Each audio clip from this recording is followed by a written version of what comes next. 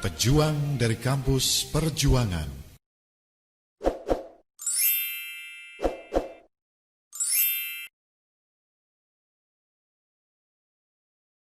Berbicara UII sama artinya bicara sejarah Republik Indonesia.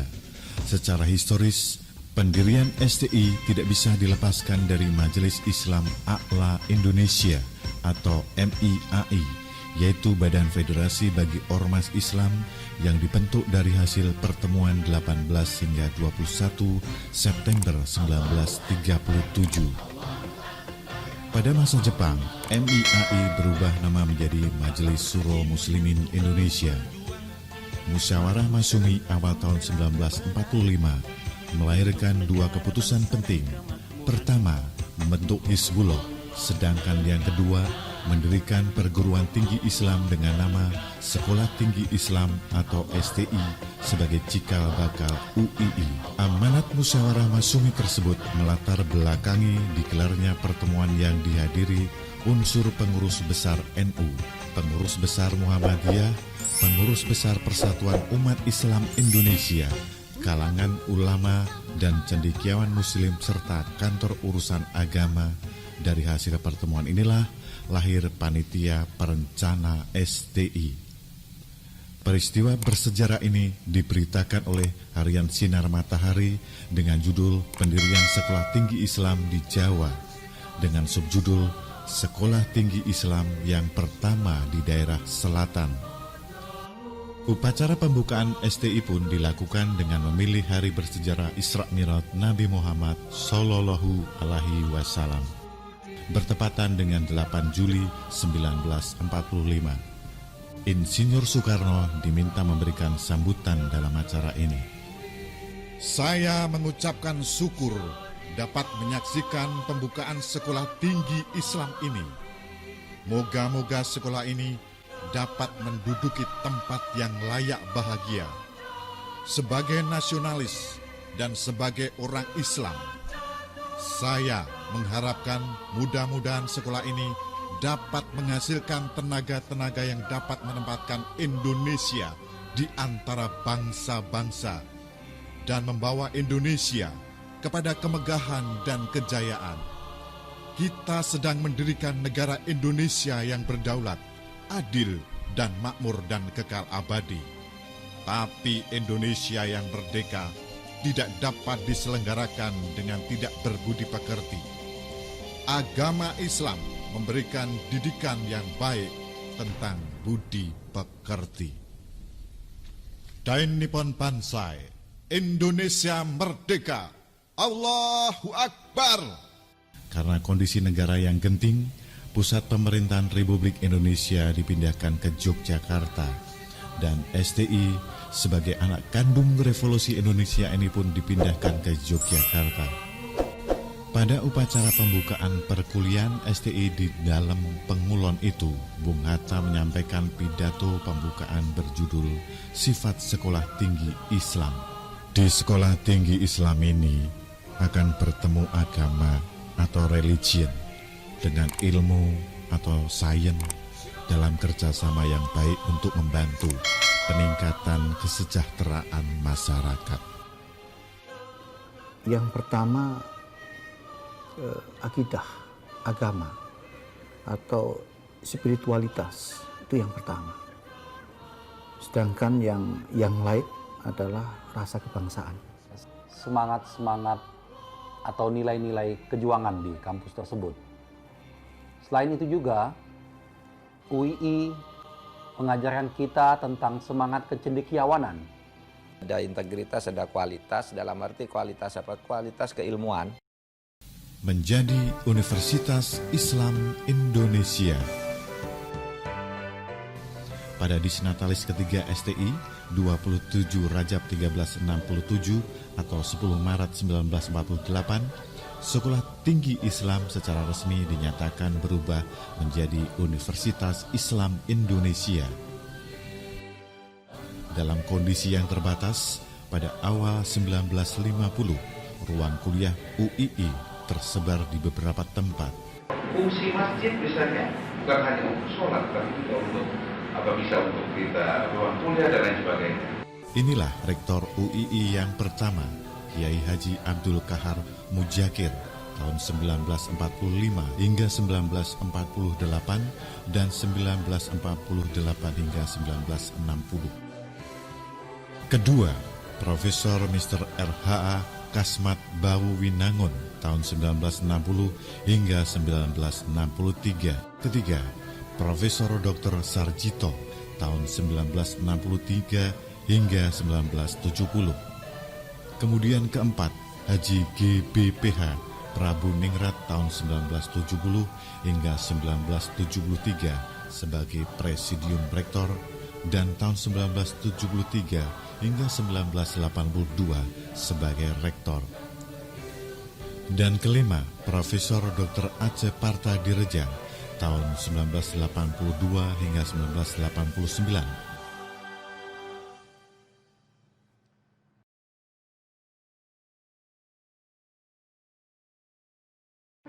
Dalam perkembangan UII di bawah Rektor Profesor Dr. Sarjito, yaitu tahun 1963 hingga 1970, UII berkembang pesat dan memiliki 22 fakultas.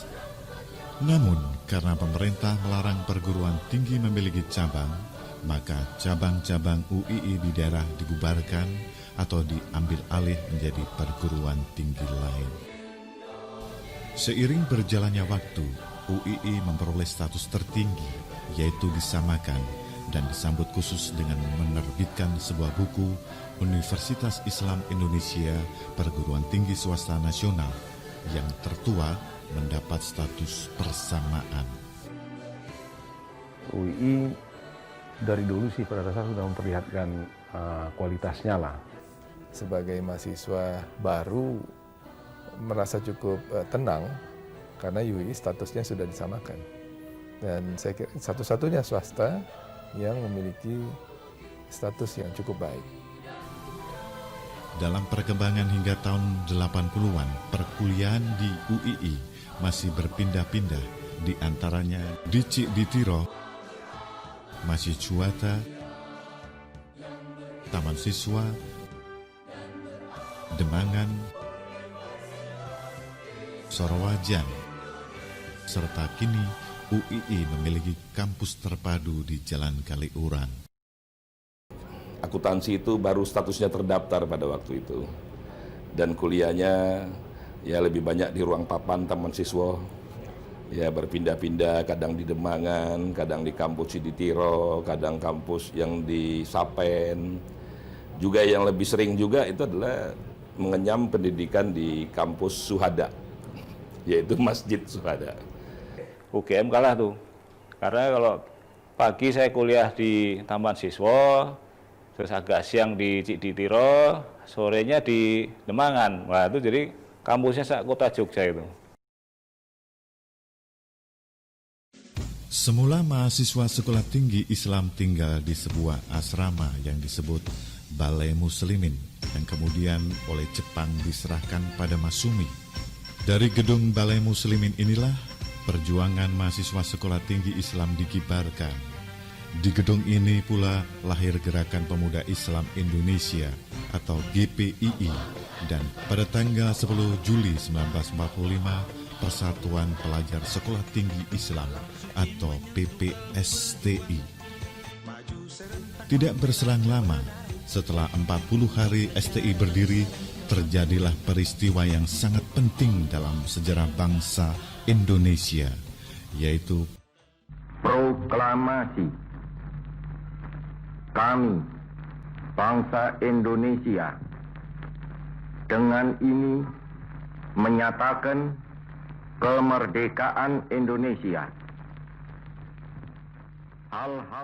Pada tanggal 5 Februari 1947, seorang mahasiswa STI, Lafran Pane, mendirikan sebuah organisasi mahasiswa bernafaskan Islam, juga berlandaskan pada tujuan STI, bernama Himpunan Mahasiswa Islam.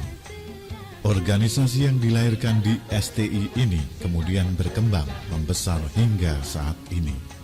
Perjuangan HMI tidak terlepas dari sejarah pemilu pertama tahun 1955. HMI menyerukan kepada umat Islam untuk memilih partai Islam. HMI juga menyerukan kepada partai-partai Islam untuk tidak saling menyerang, dan anggota HMI diwajibkan aktif memilih salah satu partai Islam yang sesuai dengan aspirasinya. Pada periode akhir tahun 1960, HMI dengan tegas menyatakan sikapnya untuk menolak PKI sebagai paham yang berbahaya dan memusuhi umat Islam. Akibat sikap HMI itu, maka PKI menjadikan HMI sebagai musuh utama mereka. UII melalui Profesor Dr. Sarjito meminta Imam Suhadi SH untuk menyerahkan surat yang ditulisnya sendiri untuk menemui Sarwo Edi, Komandan RPKAD, sebagai sumbangsih dan dukungan menumpas PKI. Soeharto yang berasal dari militer naik menjadi presiden menggantikan Soekarno. Setelah berhasil meruntuhkan kekuasaan Orde Lama, mahasiswa kemudian kembali ke kampus. Pada tanggal 11 Maret 1967, mahasiswa UII membuat pers mahasiswa yang diberi nama Muhibah. Dan Muhibah milik pers mahasiswa UI itu adalah satu-satunya lembaga pers mahasiswa perguruan tinggi swasta yang mampu bersaing bahkan melebihi, saya kira waktu itu, popularitasnya di kalangan kampus. Lahirnya Muhibah diikuti dengan kelahiran pers mahasiswa di tiap-tiap fakultas lain. Tidak hanya itu, pada tahun 1967 lahir pula lembaga kemahasiswaan bidang legislatif yang bernama Majelis Permusyawaratan Mahasiswa atau MPM. Tidak lama saya masuk ada peristiwa malari,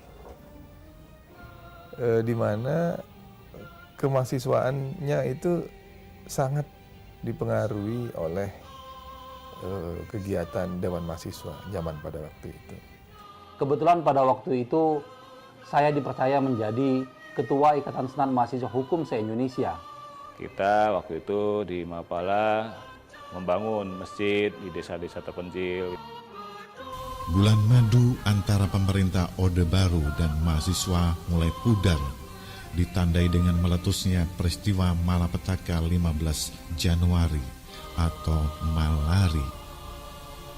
Kritik dan gugatan mahasiswa UI terhadap rejim Orde Baru berlanjut. Bersama mahasiswa lain menggagas pertemuan Dewan Mahasiswa atau Senat Mahasiswa se-Indonesia yang mereka sebut Gerakan Kebangkitan 28 Oktober 1977 yang melahirkan Ikrar Mahasiswa Indonesia. Terhadap aksi-aksi kritis mahasiswa, pemerintah Orde Baru melakukan tindakan represif berupa penangkapan, interogasi, dan pemberedelan pers mahasiswa. Saat mahasiswa UII melakukan aksi demonstrasi mengkritik pemerintah Orde Baru, aparat militer berusaha masuk ke kampus Cikditiro. Namun, GBPH Prabuningrat sebagai rektor UII meminta militer untuk pergi dari kampus UII. Tentara silakan balik badan dan keluar dari kampus UII atau langkai dulu mayat saya. Tindakan Pak Prabu yang heroik itu masih terus membekas dalam ingatan mahasiswa UII. Dan hebatnya, Rektor Universitas Islam Indonesia pada waktu itu, almarhum Haji Prabuningrat, itu sangat membela dan sangat memberikan pengayoman kepada mahasiswanya. Dia itu sangat membela, kalau sudah benar itu dibela. Jadi saya di kampus itu tidak merasa takut, karena teman-teman yang lain pun dibela semua. Jadi saya pada saat itu jarang lah ada rektor yang mau membela sesuatu yang berisiko gitu ya. Tapi itu dilakukan oleh Pak Prabu. Namun upaya Orde Baru untuk membungkam sikap kritis mahasiswa terus berlanjut. Salah seorang aktivis mahasiswa UII, Magdir Ismail, termasuk yang ditangkap dan diadili. Namun perjuangan mahasiswa UII tak akan pernah surut. Karena tulisan-tulisan majalah Muhibah yang kritis, majalah Muhibah dibredel. Majalah boleh dibredel, tapi semangat tak akan mati. Muhibah dibredel, lahir Himah sebagai penerus Muhibah. Nah, Muhibah itu pada waktu itu dibredel oleh Sudomo, Pangkop Kamtib gitu, bersama 10 pers mahasiswa lainnya di seluruh Indonesia, dan satu-satunya yang milik perguruan tinggi swasta itu cuma Muhibah. Dan mungkin Muhibah satu-satunya pers mahasiswa yang kemudian hidup lagi dan stabil, dan kemudian dibredel lagi pada tahun 82 oleh Men Penali Mortopo. Meski mahasiswa UII syarat dengan perjuangan idealisme, namun mereka juga mahasiswa biasa yang terlibat dalam dinamika anak kos, pacaran, dan kiriman wesel dari orang tua yang terlambat. Menjual baju misalkan ke pasar Sentir, kemudian kalau beli buku nggak mau ke Gunung Agung itu, kalau beli buku ke Gunung Agung itu cuma melihat standar harga saja. Bukunya belinya nanti di shopping center, harganya lebih murah. Jadi hal-hal yang seperti itu. Dan kemudian kalau mau jalan itu tentunya ya sering misalnya menitipkan STNK untuk dapat utangan minyak. Jadi yang menarik itu adalah warung tempat makan. Itu juga di sana para calon doktor, di sana juga para dosen, di sana juga para mahasiswa, dan sekaligus juga di sana tukang becak makan. Nah, jadi kalau kita dari UI mau pulang, biasanya kan lewat Mangkubumi tuh. Nah, pas di Tugu mau belok kiri itu, di depan KR itu, itu dicegat itu oleh yang jaga pelumbir itu. Kita nggak bisa lari lagi tuh, nggak bisa bilang sudah bayar. Karena cap ekstrem kanan, maka semua kegiatan kemahasiswaan UI selalu diawasi oleh aparat. Bahkan masalah internal lembaga kemahasiswaan bisa menyeret aparat untuk terlibat, seperti diperiksanya Suparman Marjuki, Ketua Dewan Mahasiswa UII ketika itu. Mahasiswa baru boleh menyebut dirinya aktivis jika sudah pernah ditangkap atau diperiksa aparat. Begitu kata Artijo Alkostar yang membesarkan hati aktivis mahasiswa ketika itu. Misalnya Pak Artijo Alkostar, dia sebagai dosen yang memberikan contoh tentang tidak pernah kita boleh menyerah, tidak pernah kita boleh takut kepada pemerintahan pada waktu itu. Sehingga anak-anak UII betul-betul terpacu untuk selalu menjadi pendoprak. Pertama Artijo, lalu ada juga aktivis yang orator, Dahlan Taib. Ada pada dosen misalnya nilai keislaman, dosen Aunur Rohim. Dosen yang saya ingat Pak Azhar Basir ya. Itu dengan Pak Ahmad Azhar Basir. Kita lihat kita mempunyai Hakim Agung, kita mempunyai ketua-ketua lembaga tinggi negara, dan kita mempunyai pengacara-pengacara profesional yang UII bisa dibanggakan. Kalau bicara dunia penegakan hukum, itu tokohnya hampir UI semua di seluruh puncak dunia penegak hukum di Indonesia, mulai dari Mahkamah Agung, Komisi Yudisial, KPK, MK, Ombudsman, Kejaksaan Agung, dan sebagainya. Itu tokoh-tokoh puncaknya dari UI semua, dan selalu dikenal orang-orang bersih dan berani. Itu dalam konteks bahwa kita melayani masyarakat dengan tidak membeda-bedakan, kemudian menegakkan hukum dan keadilan sesuai dengan kebenaran. Saya kira itu nilai-nilai dari kampus yang sampai sekarang kita tanamkan. Kalau kita datang ke daerah, banyak sekali alumni UI yang bukan saja sebagai hakim, sebagai jaksa juga banyak, ya, sebagai birokrat di pemerintah daerah juga banyak. Kita lihat alhamdulillah saat ini alumni UII telah berada di mana-mana, baik itu di pemerintahan, di profesional, maupun di lembaga-lembaga tinggi negara. Ini kita harapkan akan terus bergulir. Karena kenapa? Karena UII mempunyai beban kebangsaan. UII punya beban bagaimana negara ini bisa menjadi makmur.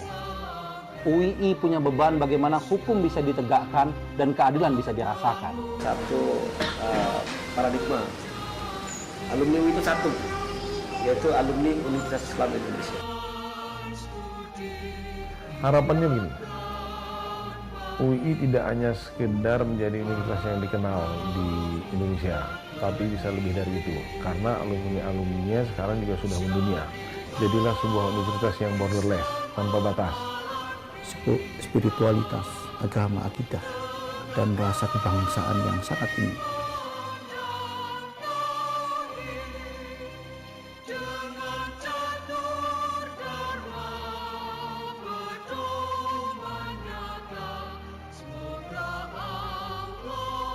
UI itu adalah miniatur Indonesia. Tidaklah lengkap surga ini tanpa alumni.